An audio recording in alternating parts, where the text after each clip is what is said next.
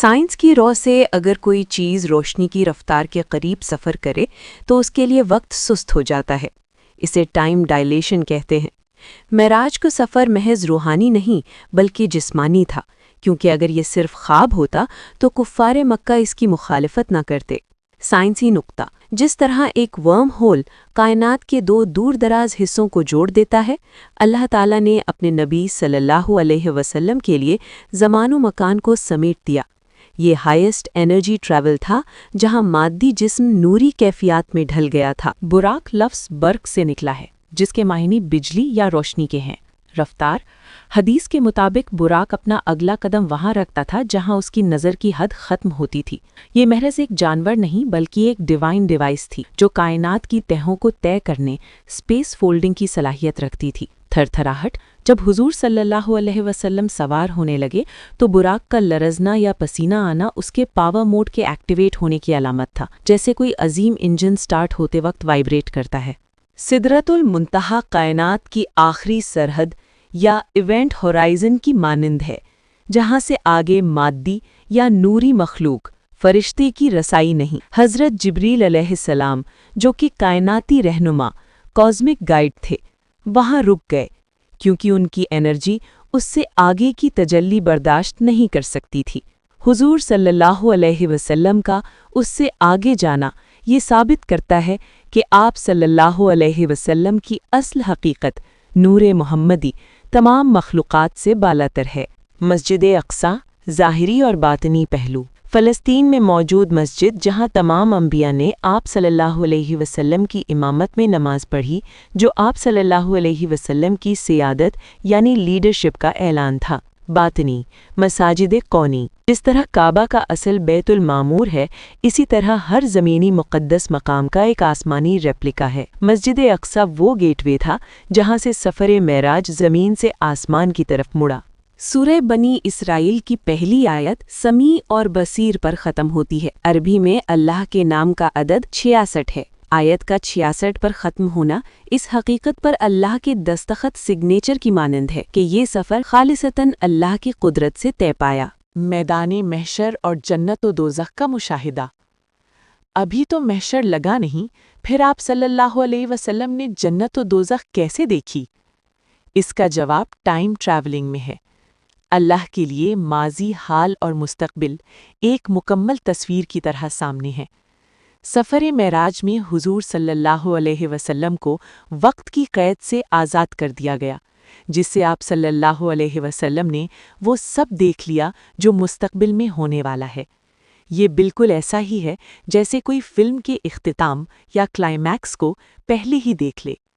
معراج انسانی شعور کی معراج ہے، جہاں سائنس کی سرحدیں ختم ہوتی ہیں اور عشق و قدرت الہی کی حدود شروع ہوتی ہیں۔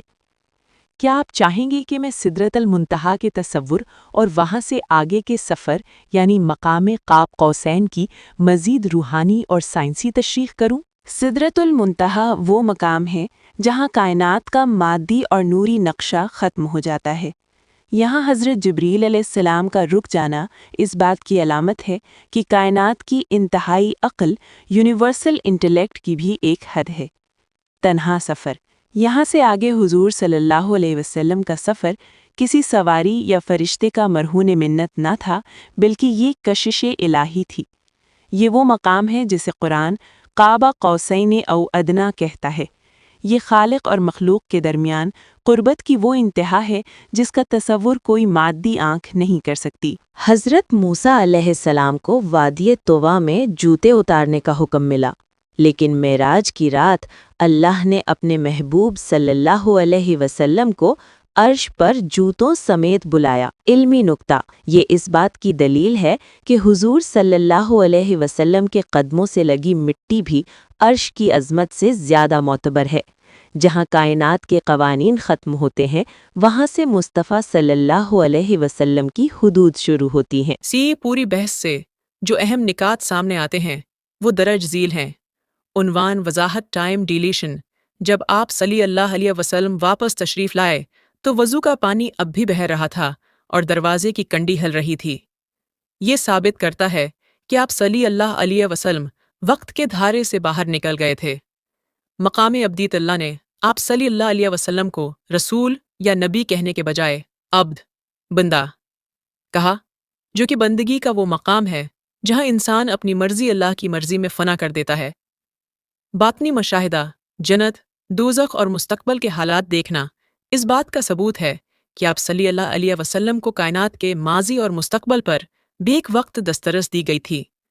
مسجد اقصی صرف ایک عمارت نہیں بلکہ زمین اور آسمان کے درمیان ایک کائناتی اسٹیشن، کاسمک اسٹیشن ہے۔ تمام انبیاء کی امامت کروا کر آپ صلی اللہ علیہ وسلم نے یہ ثابت کر دیا کہ اب قیامت تک کی نبوت، شریعت اور ہدایت کا مرکز صرف آپ صلی اللہ علیہ وسلم کی ذات گرامی ہے۔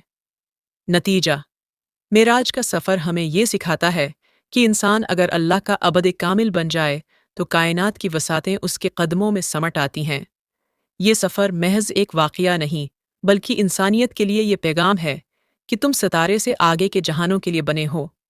کیا آپ چاہیں گے کہ ہم قاب قوسین کے مقام پر ہونے والی اس گفتگو التحیات کی روحانی تفسیر پر بات کریں جو آج ہماری نماز کا حصہ ہے؟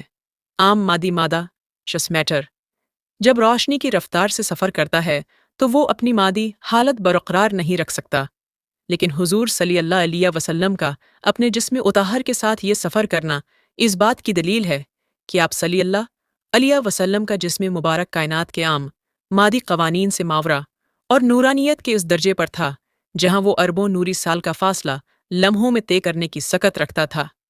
قرآن نے اس آخری سرحد کو سدرہ، بیری کا درخت سے تشبیہ کیوں دی؟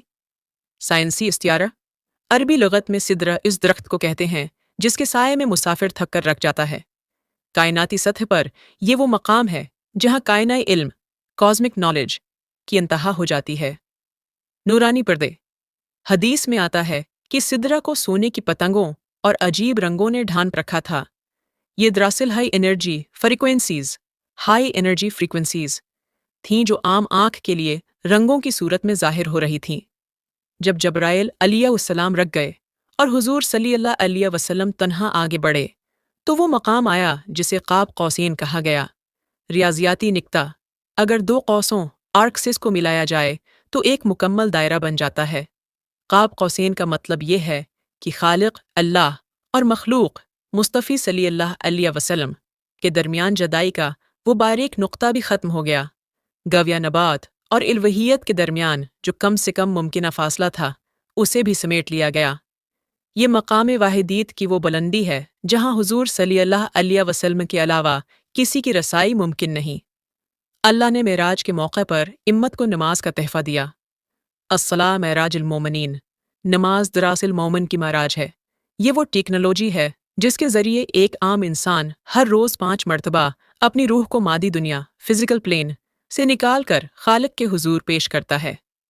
وقت کی قید سے آزادی، جب انسان نماز میں التحیات پڑھتا ہے تو وہ دراصل اسی گفتگو کو دہرا رہا ہوتا ہے جو معراج کی رات اللہ اور اس کے رسول صلی اللہ علیہ وسلم کے درمیان ہوئی۔ یہ ماضی کے ایک واقعے کو حال میں بدلنے کا روحانی طریقہ ہے۔ سید صاحب نے فرمایا کہ کعبہ کا ریپلیکا بیت المعمور ہے اور روضہ رسول صلی اللہ علیہ وسلم کا ریپلیکا عرش مالی ہے۔ اس کا مطلب یہ ہے کہ کائنات محض تصادفی نہیں ہے بلکہ ایک آئینہ دار نظام، مرر سیمیٹری کے تحت تخلیق کی گئی ہے۔ جو کچھ زمین پر مادی ہے اس کی ایک نورانی حقیقت آسمانوں پر موجود ہے۔ خلاصہ کلام، معراج کا واقعہ ہمیں بتاتا ہے کہ مادہ، میٹر، اصل حقیقت نہیں ہے بلکہ اصل حقیقت وہ نور اور امر ہے جس نے مادے کو جنم دیا۔ جب انسان اپنے رب سے جڑ جاتا ہے تو زمان و مکان، ٹائم اینڈ اسپیس اس کے لیے محض کاغذ کی ایک تہ بن کر رہ جاتے ہیں۔ حضور صلی اللہ علیہ وسلم نے مختلف آسمانوں پر انبیاء علیہ السلام سے ملاقات کے دوران کیے اور ان کے پیچھے چھپی علامتی حکمت کیا تھی۔ پہلا آسمان، حضرت آدم علیہ السلام، انسانیت کی اصل۔ پہلے آسمان پر حضرت آدم علیہ السلام سے ملاقات ہوئی۔ یہاں آپ صلی اللہ علیہ وسلم کو وہ روحیں دکھائی گئیں جو دائیں اہل جنت اور بائیں اہل دوزخ تھیں۔ حکمت، یہ اس بات کی علامت تھی کہ حضور صلی اللہ علیہ وسلم کی دعوت تمام بنی نوع انسان کے لیے ہے جن کے باپ آدم علیہ السلام ہیں۔ یہ مادی دنیا سے روحانی دنیا میں داخلے کا پہلا گیٹ وے ہے۔ دوسرا آسمان، حضرت عیسی علیہ السلام اور حضرت یحیی علیہ السلام، روحانیت اور زہد۔ یہاں آپ صلی اللہ علیہ وسلم کی ملاقات خالہ زاد بھائیوں سے ہوئی۔ حکمت: حضرت عیسی علیہ السلام روح اللہ ہیں اور حضرت یحیی علیہ السلام زہد و تقوی کی علامت۔ یہ مقام اس بات کو ظاہر کرتا ہے کہ سفر الہی کے لیے مادیت کو ترک کر کے روح کو غالب کرنا ضروری ہے۔ تیسرا آسمان: حضرت یوسف علیہ السلام، کمال جمال حضور صلی اللہ علیہ وسلم نے فرمایا کہ یوسف علیہ السلام کو کائنات کا آدھا حسن دیا گیا ہے۔ حکمت: تیسرا آسمان جمال الہی کی تجلی کا مقام ہے۔ یہ ظاہر کرتا ہے کہ جیسے جیسے انسان بلندی پر جاتا ہے، اسے کائنات کے ذرے ذرے میں اللہ کا حسن نظر آنے لگتا ہے۔ چوتھا آسمان: حضرت ادریس علیہ السلام، علم اور ٹیکنالوجی۔ حضرت ادریس علیہ السلام وہ پہلے نبی ہیں جنہوں نے قلم کا استعمال کیا اور ستاروں کے علم ایسٹرونومی سے واقف تھے۔ قرآن کہتا ہے ہم نے انہیں بلند مقام پر اٹھا لیا۔ حکمت: یہ مقام علم لدنی اور کائناتی قوانین کی سمجھ بوجھ کا مرکز ہے۔ پانچواں آسمان: حضرت ہارون علیہ السلام، فصاحت اور خطابت۔ حکمت: یہ مقام حق کی آواز بلند کرنے اور حکمت تبلیغ کی نمائندگی کرتا ہے۔ چھٹا آسمان: حضرت موسی علیہ السلام، جلال اور شریعت۔ حضرت موسی علیہ السلام سے ملاقات نہایت اہم تھی۔ یہاں کلام اللہ سے کلام کرنے والے نے حبیب اللہ کا استقبال کیا۔